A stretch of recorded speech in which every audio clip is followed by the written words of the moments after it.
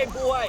Pero paano kung sa panahon ng kalamidad, bawiin ito ang ibinibigay nitong buhay? Bakit?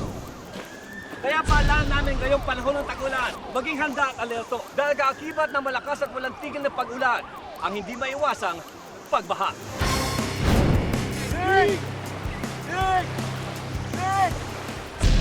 Kapag inabutan ng pagtaas ng baha, maaaring gumawa ng improvised flotation device na pwedeng gamitin sa paglikas. Sa maniwala kayo sa hindi, ang maong o jeans ay pwede gamitin na pampanutang.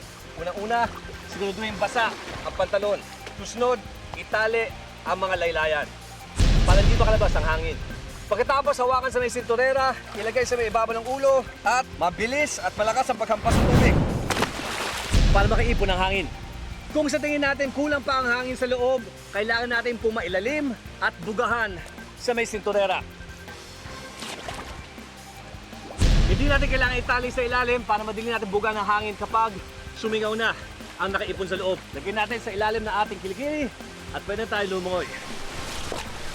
Ang ngit-ngit ng kalikasan kapag humagupit, matindi kung lumagasa. Kaya ngayong panahon ng tag-ulan, mag-ingat po tayo at laging maging alerto. At tandaan po, sa anumang insidente, tumawag agad sa Rescue 5 hotline sa numero 922-5155. Dalang Rescue 5 mula aksidente sa kalsada hanggang sa bahay mo. Kahit pa bumabagyo, aaksyonan ora mismo.